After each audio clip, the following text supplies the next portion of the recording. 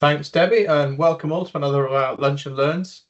As most of you will know, Microsoft release large updates twice a year to the Dynamics products and Power Platform and Azure and all sorts. So this session, if you were here with us around a month ago, we did the finance and operations, finance and supply chain management lunch and learn to understand what's new and what's coming, what's exciting with this first wave one release of 2026. And today I've got my colleague Shilin Kamani, who's a wizard in all things customer engagement, to take us through the elements that have been released and announced in this Wave 1 2026 for customer engagement. And is the bits that Shilin has picked out as particularly interesting and something you should look at and start trying to use. If there's any questions, put them in the chat or ask them at the end and we'll get to them. But otherwise, without further ado, I'll pass over to Shilin to take us through this update. Thanks, Chris. So there is going to be a lot to cover, as you'd expect with any Microsoft release. So I picked out a few of my, I'd say favorites, but the ones I think are going to be quite exciting or worth looking into. However, if you do want to look at the full breadth of what's out in this release, then here's some helpful and useful resources that I encourage you to go and visit. On the left-hand side is Microsoft's Release Planner. If you haven't seen it before, they record and publish all of the features that are coming into all the applications within the D365 Power Platform stack. They're plans, they're also ones that are in preview, and also the ones that have gone general availability as well. So worth keeping a note of. You can tag your favorite ones or the ones that you want to keep an eye on as well, and have it in a single place that you can monitor as they get rolled out. And on the right hand side is a blog post where Microsoft talk about sort of the latest offerings, what's coming out in terms of new capability, and a few other blog posts. So if you want to have a read, there's the link to that as well. So when we look at the release of Wave 1 in 2026 in CE, what does that actually look like? So I think, first of all, when we look at sort of the themes in the release, Microsoft are not seeing CRM as just a CRM system anymore. You're going to start to see them refer it to as an agentic CRM system. So what they mean by that is, with AI as sort of the hot topic of today, it's no longer being positioned as an experimental layer or something that's sitting on top of your existing processes. Instead, they're looking at actually integrating or bringing in Copilot and AI agents into your stream of work, and being an integral part of your way of interacting with the system, whether it's through sales, service, operations. It's going to be essentially your user interface moving forward in more and more scenarios. Now, with these AI capabilities, you would also want to ensure that it's generating relevant information back, right? So this is where we're starting to see more proactive insights. So rather than from your CRM system having to search for this data, with these agents and AI capabilities, you're going to start to see more and more of surfacing of insights, recommendations or next steps, assisting best routes to take, etc.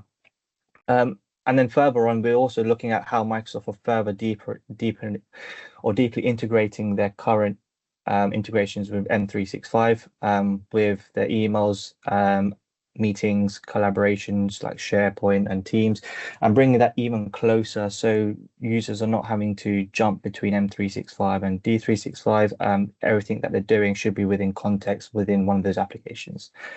And then all of that will then depend on the importance of user experience. So it needs to be simple, it needs to be easy to use. The data that's being generated needs to be correct. So there's also a load of strong governance behind everything that they're doing to make sure that when we're looking at and testing AI, that there's actual resilience in what the features are providing, and being able to make sure that anything going into production has been thoroughly tested. So they're providing some features to help support that as well.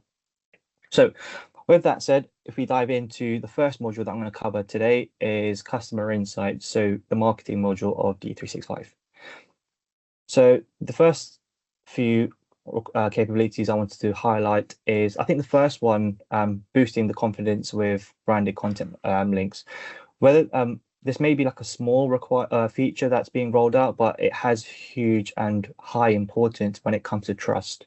Now, in today's digital world, we'll see and we'll receive phishing emails from all sorts of weird and wonderful emails. However, we don't want to affect that, or we don't want that get affected with our marketing emails as well, right? So before, Microsoft used to have their own links. So whenever you created marketing content, so whether it's landing pages or whether it's forms, event registration pages, they would use their own specific URL. So if you're not familiar with that, then you'd often think, oh, this probably be spam, or might be suspicious, it might get blocked in the filter, etc. But what they've now released is a feature where you can actually authenticate using a vanity domain. So once you've set that up, any digital assets that you're hosting through the platform, it will include what that domain is set up. So this will be your forms, event registration page, preference centers, etc. So increasing that trust with the marketing content that you're sending out to your prospects and customers. The next one is setting expiration on key communication. Now, I think one of the fastest way of damaging customers' trust is sending outdated information, right? So no one wants to receive information, absorb it, and then realize actually it no longer applies.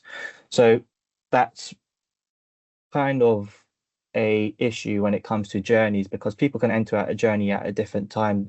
They may have different interactions and they may leave or enter a journey at different points. However, the messaging that they may receive may still be pretty much relevant or non-relevant. So what this feature is essentially doing is allowing you to put expiration rules on those messages. So that will be across emails, text messages, push notifications, whatever you set up. You can specifically put expiration dates on those messages. So no matter what point a person enters a journey, they should no longer receive any messages that have a end or expiration date on it. So it keeps the messaging useful, it keeps the messaging relevant to people receiving it, and you're not having to have any sort of awkward conversations later on to say, oh, I received this offer, or I've received a invitation to an event that's no longer live. The next and the third one on this point was the automatic update of email with the latest content blocks. So when you're a marketer, you typically want to generate content blocks that are reusable and can be applied across multiple emails. So this will be things like your legal disclaimers that you may have in emails, anything around regulatory text you may have, standard company information. Rather than having to create this over and over again, put it into a content block, and then I can use it as part of my email that I'm sending out to my prospects or customers. Now, the problem is that when any of that information changes, it will mean that you'll have to update each individual email, which can cause potential prone errors, risk of incorrect information, etc. But what this release is doing is actually fixing that approach where the update can be applied to the content block itself and dynamically update across any email that is using that block. So it's centralized, allowing the marketing team to update it in one place, and wherever it's being consumed and used, it will update those emails to the latest content block. So keeps the trust, keeps the messaging accurate, and then you have stronger confidence with your marketing moving forward. The next one I wanted to highlight as part of the marketing is the connection between marketing and other departments within the organization. So typically when marketing create a journey, create a campaign, there's normally some call to actions off the back of that, right? It may be that you're trying to generate new business and you want to create leads for the sales team to follow up and work through. It may be others around retention. It may be something around customer services. So with this new feature, the capability to allow a marketer to create tiles within the journey that will allow them to create records and hand them over to different departments. Now, these records could be a task, it could be a phone call, it could be a lead, it could be an opportunity, it could be a case, or it could even be a custom record.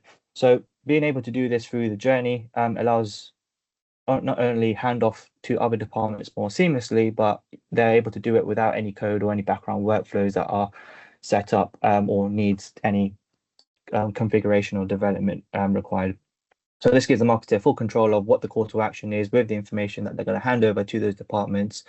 And then they'll be able to pull information with real-time data from that lead or contact that they're marketing to as part of that journey. And then lastly, in customer insights, I wanted to mention is things around the SMS capability with Copilot. So SMS is a channel that typically has a high open rate as well as a response rate. But what we typically see in an SMS journey is that when we receive a text, it normally has a select yeah or text yes or text no response to it, which almost limits what the customer can actually what would want us to say or what would want them to provide insights to us. So with this new capability, it allows us to leverage the Copilot experience through customer journeys, but leveraging the proactive engagement of the contact center and Copilot's agent to turn SMS as a channel of more a multi-conversational engagement. So where we send a text message to an agent, a customer, they can respond in their natural language, in their own words, and then Copilot will interpret that, understand what the intent is, and then ask any follow-up actions or guide it through the journey based upon what it's understood. And then with all of that, you then get much stronger insights on the performance as well. So out of the box reporting, you'll be able to get the attempts, the outcomes, the specific conversations that it resulted in, all through the system. And then if we wanted to go even deeper with the insights, we can then push that through into Fabric as well. So moving into D365 Sales, a lot of these capabilities will be referring to the agent. So if you've been on multiple webinars and Lunch and Learns previously, you'd have heard me speak about sales introducing sort of three main agents to help support the sales process.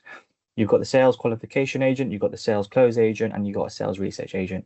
So in this release, all of those agents are getting significant uplifts in capability and and what they're doing as part of their day-to-day interactions with a seller. So when we look at the lead management, and typically this is where the sales qualification agent sits, this is where we're starting to see, first of all, the personalization of emails being generated. When we see a lead coming into the system, they've been allocated to a seller not typically we'll see is have a very busy diary. The effort isn't essentially an issue, but their bandwidth on how many engagements that they may be dealing with at the same time is. So this capability is actually trying to address that by looking at what information that we have of the lead based upon information from a research that's been generated off the back of that lead, and then using all of that context to be able to provide a personalized email that the seller can then send. Now, this doesn't stop the seller from having full control over what's going to be sent from the system through what's being generated through the agents. But what it does is give them an 80% head start of what's been generated through templates and through the outputs. They'll be able to tweak and the wording and adjust and then send it as they please. So then hopefully that will then reduce any of their effort on generating that first response email, making sure that the messaging is consistent across the team, and then ideally they'll have better engagements with any leads and then progress that into a stronger relationship moving forward. Prioritizing of leads from the hottest with the next best action is also a big influential one when it comes to sellers. So as a seller, you don't want to be spending a lot of the time working on leads that are not going to be going anywhere. So that's probably one of the most frustrating things for them, where we're creating noise in the pipeline for managers. They're putting the efforts in places where it shouldn't be, where there's other leads that actually are more likely to convert. So this feature focuses on being able to surface what is actually going to be a promising lead and suggesting next best actions off the back of that. And it could be whether it's an outreach, so following up an email, it could be setting up a meeting, it can even be stepping back entirely because it's not right. So this is where AI is not a gimmick, it's actually being an operational tool to be able to give them some clarity around what they should actually be focusing on based upon everything that they've gathered to date and what the research has shown. And then when it comes to the next best actions and the research that the lead has generated, which is another sort of subtle change, but a huge impact to a seller's day-to-day life. If the system is not giving them the data or the insights that they need, they will typically find workarounds around capturing this information, whether it's in spreadsheets, whether it's their own way of doing it in OneNote. So it causes friction between the CRM system and what the seller actually needs as part of useful information. So this is where this feature, instead of having multiple records or multiple timelines or multiple spreadsheets, to get the information that they need, they will have a homepage which gives them exactly with the key information that they're working on from the leads and opportunities. It can also then recommend next actions and surface useful insights. So it gives them the information and keeps the momentum going for those opportunities or potential opportunities in the pipeline. And which, with all that useful information, it should increase the adoption for them as well. And then the other one I wanted to call out was the multiple agents power environment. So UK organizations will typically have multiple sales notions. You don't really have an organization that just sells in one way because their customers may be very different. They may have different products for different sectors and different deal sizes. And each one of those will have a different way of selling to them. So this is where the sales qualification agents can be set up specifically each one of those motions to help support that cycle. So rather than having different environments to cater for different sales processes or different agents to cater for one process, we're able to separate that. We're able to separate that out, but all keep it in one CRM system, but focus specifically on what they need for that specific size of deal, the environment or sector that they're dealing with. And then the last one on the list is the leads that are being ingested and the information that it's using as part of its data source. So when it comes to lead scoring, typically we'll see it being driven from the CRM systems data, whether it's attached to the marketing data, but there could be some inconsistencies around how it generates that lead score. A lot of interaction may not necessarily mean it's a hot lead. It could just be someone who's time wasting. However, when you then allow the qualification agent to increase the data sources that it's looking at, it will be able to then use that data to then help prioritize which ones should a seller focus their time on and what is actually viable through trusted sources rather than what's just been generated through one system. So those are the ones that we're sort of seeing in the sales qualification agent. There are more, but I encourage you to have a look at those release planners to get a further deep dive on them. But the next ones I want to cover off is the sales opportunity close agent. So this is now looking at the opportunity part of the sales process. So the first capability I've called out is where in a deal or in an opportunity, as they're progressing, there are certain scenarios where things are out of their control. It could be that a stakeholder that they're talking to has dropped out, a next step hasn't been booked, the decision has quietly slipped. So how does the system help support that?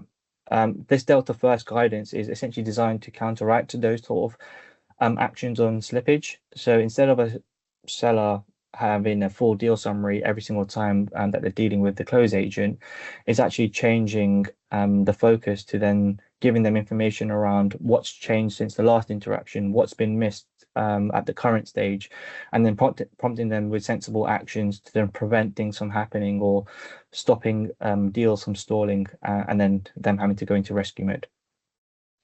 We've then got the chat with your deal insights and asking and refining the experience. So this is essentially allowing sellers to work how they actually work. They, as natural sellers, like to ask questions. So instead of looking through timelines, looking for forms in the record in the system, they can ask the agent, what's holding this up, or what should I do next, and refining the conversation based upon the insights it's providing. So this is practically useful in terms of when you're getting up to speed with a customer, you're having a call with them, or maybe doing pipeline reviews internally. They're able to get a hold of that information much quicker, tighter, and getting to the information that they need much more quickly as well.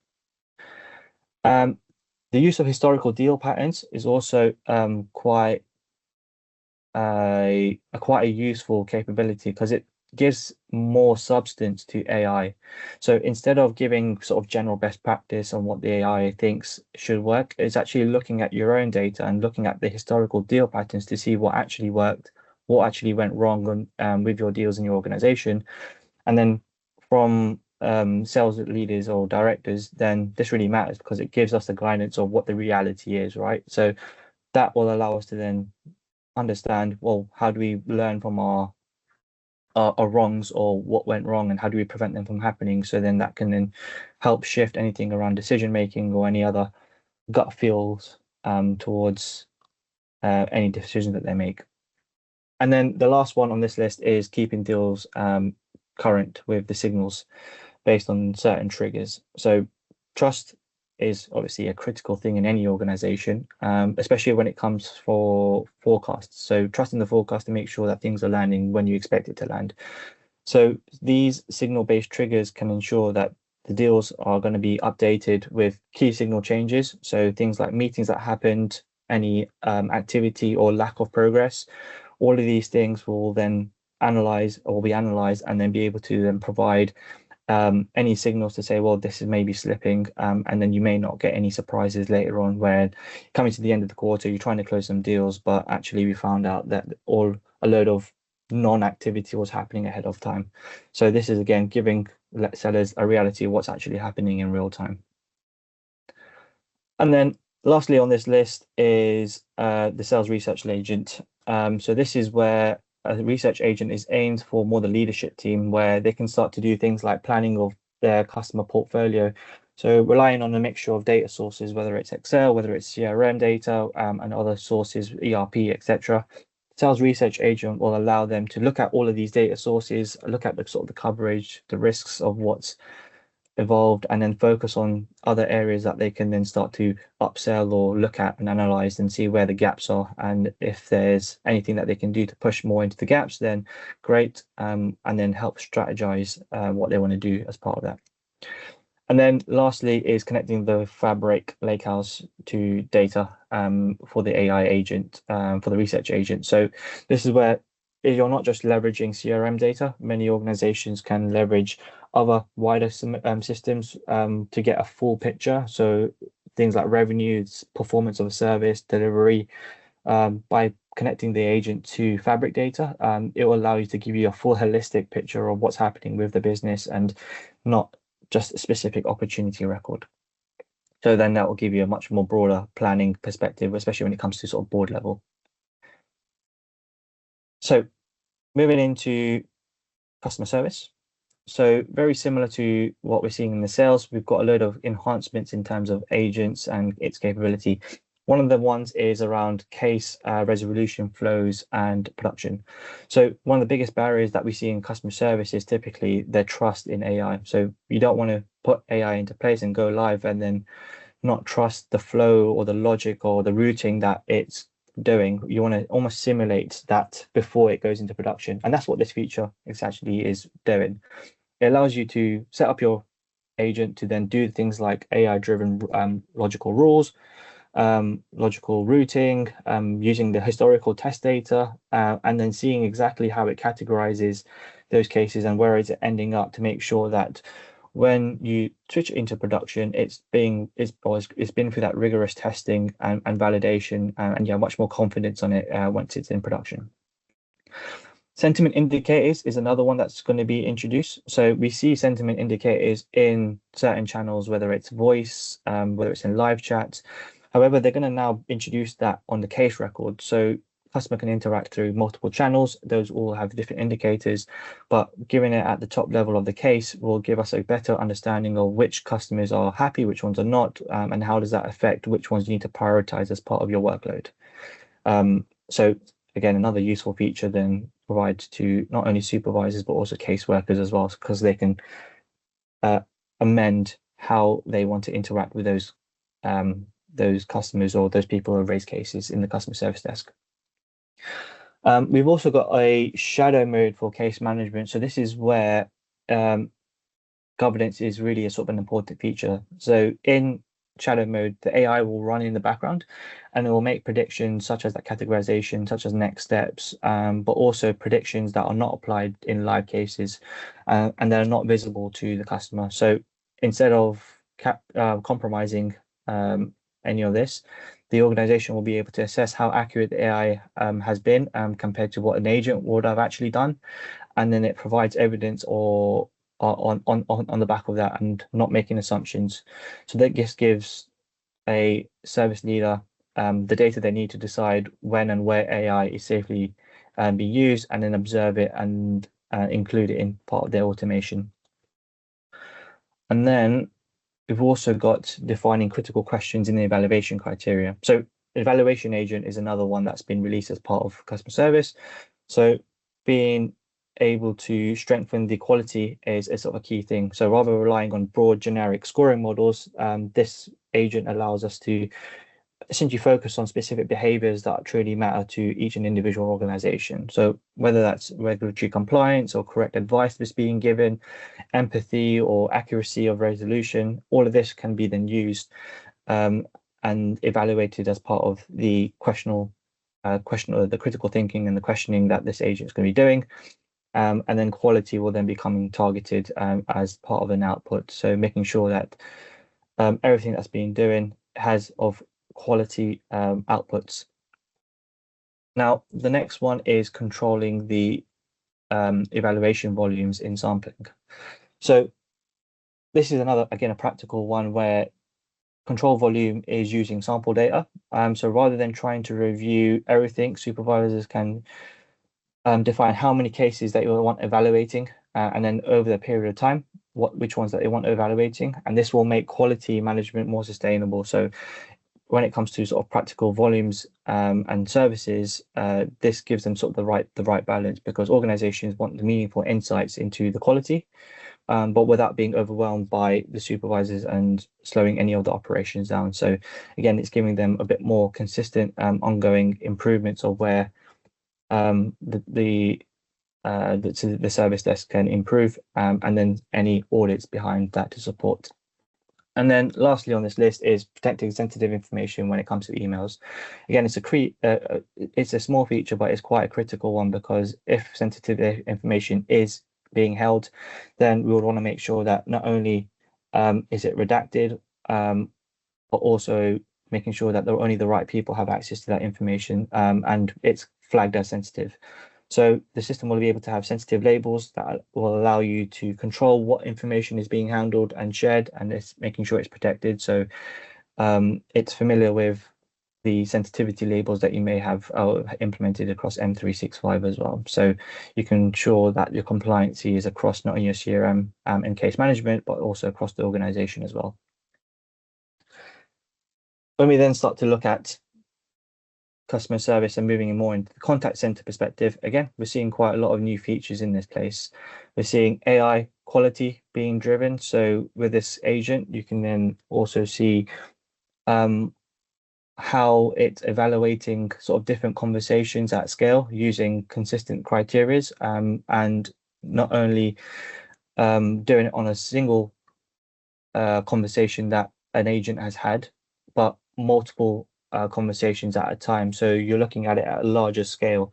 So from a supervisor's perspective, they can start to see and spot patterns around loads of interactions, not just isolated examples. So they can start to shift anything around, or shift their focus on any interactions that have a lower quality, and understand why it is and what they need to do on those ones. So a nice one to spot when it comes to sentiment and evaluating the quality of the service desk. We've also talked about the ongoing engagement via SMS in the customer insights piece, but we're also seeing it within the contact center as well, where we're seeing more reactive SMS turning to a more proactive service. So traditionally, where we would want customers to call for a problem, we can now be more reactive and send out SMSs through the customer service and contact center platform to be able to alert them on certain things, or alert them on issues being resolved through triggers. Copilot powered IVR with the customer voice. So many customers, the IVR is a service experience. So whenever we go through an IVR and you have to go through different options, it typically keeps people off, and it's also a weak part in an experience. Now, when it comes to things like robotic voices, people sort of bore off or get frustrated, and it typically ends into sort of poor routing rules, because people are just trying to get to a human agent first time. So how does this resolve this? So it's more where Copilot is using custom voices to be able to give it a more of a human effect. So it doesn't feel like they're speaking to a robot, it feels like they're speaking to an actual person. So this is more of a psychological impact into how humans are going to be interacting with chatbots moving forward, but also helps with that routing and sentiment of where this customer is going to end up, whether it's self-service through the IVR or whether it's through a human agent handed off, but in a much more happier scenario. Real-time translations and supporting multilingual languages is another key thing, especially if you're a global contact center handling different people across the globe and different languages. So this enhancement is essentially going to bring translation to the agent so they can see what language people are speaking and getting live translations there and then. So you essentially hope to receive fewer escalations, fewer transfers, and smoother conversations that's happening between contact center agents and the customer on the other end. And then we've got consent-based call recording as well. So this might not be a glamorous feature like we've seen in some of the other ones, but it's an important one when it comes to compliancy and training. So this feature, and as we've all experienced in calling contact centers, etc., it will give the contact center the capability to do the initial messaging around this call is going to be recorded, recording the call and having it stored operationally to be able to then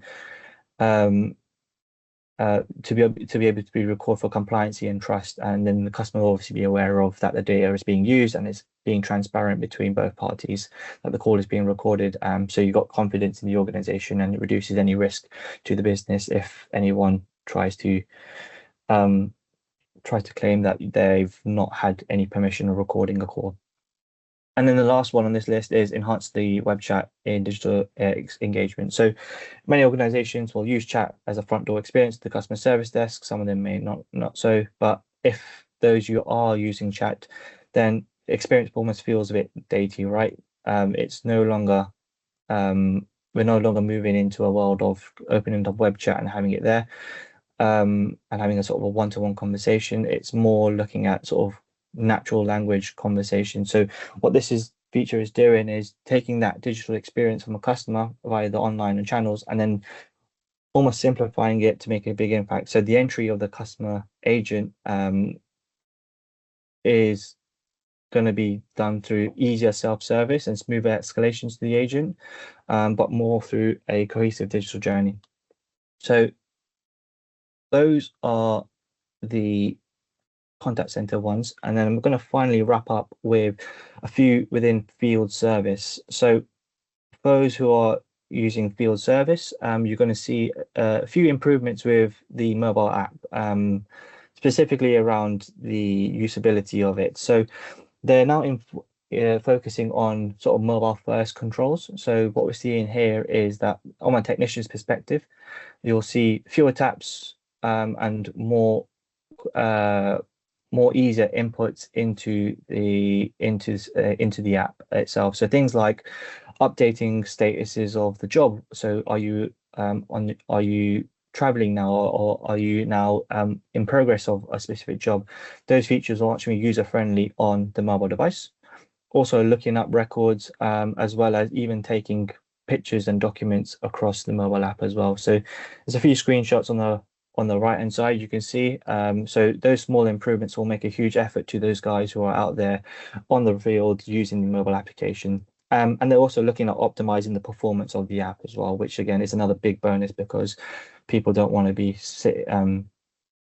wasting time waiting for things to load. And then we've also got some enhancements to the AI capability through the scheduling agent that Microsoft are bringing out. So this is, again, one of the biggest pain points or pressures in a field service organization is probably the dispatching process. So at the moment, they can look on paper to see which technicians are running late, which ones may overrun, which might have a priority job, and you might need to change it between another engineer. So all of that could be done at this moment in time as a manual decision or through semi-automated. However, what we're seeing now is that the scheduling operation agent can actually do all that heavy lifting instead. So rather than making adjustment bookings one by one and switching dispatches from one system to another, what we can then start to look at is that the AI agent is now doing all of that grunt work. They can suggest which ones are best to reevaluate, and then reducing the effort on the dispatcher to make those manual decisions. and then they can only they'll be able to work on the exceptions only as a priority. And then finally, the dispatcher's experience will also be changed because they'll also introduce a few nice little features for them to do things like bulk updates and faster replanning. So if someone's gone off sick or a job overruns, they may need to switch out some jobs to another person or multiple jobs at a time, then they'll be able to do that through some of the new features that's being rolled out as part of the schedule board as well. And then finally, what we have is the tighter alignment between field service and finance and operations, or project operations in the middle. So this capability is important for specifically those who are delivering project-based or complex scenario services. So typically what happens is the biggest challenge is the disconnect between what's being planned and what actually happens in the field. So project teams, they'll have plans, they'll have a timeline, they'll have resources, budgets, and that's all being stored within project operations, while the technicians are all working through field service. So where the problem is that they may not necessarily stay in sync, which will then cause challenges on things like overruns and rework, and the flow back into project view to get the visibility of things like billing and margin control. So this is where there's a enhancement to the integration where field service and project operations are essentially tightly knit, so you can track your project task and they can be delivered through the work orders and bookings within field service. So all of that project milestone dependency and time windows will be adhered to, and then technicians can continuously work in what they're doing today in the field service mobile app, but their time and progress and execution data will flow back into the context of the project. So that will give things like the project managers better visibility of what's actually happening on the ground, not sort of days later when work is completed. So the financials off the back of that will then be more accurate, and be aligned to more sort of the delivery and the reconciliation effort later on. Okay, so I have rambled on for quite a bit now. I know there's a lot of information I've just thrown at you, but hopefully you found all of that useful. And I'm here to wrap up with the next Lunch and Learn. Chris or Debbie, did you want to come in at this point? That's brilliant. Thanks a lot, Shilin. A huge amount to get through as ever. I think every time they release a customer engagement update, you get even more. So I think these might need to either be broken up or moved to an hour because there's just so much for you to go at now, isn't there? So thanks a lot. Hopefully that was useful for everybody. I'll just check the chats. So there's a couple of questions. So I think if we close off, as you can see, the next Lunch and Learn, automating bank feeds and payments in D365 with the Avrio, one of our partner organizations who work with us. Thanks a lot for joining. If you want to stay around, you can ask some questions of Shilin. I'll move to the Q&A now.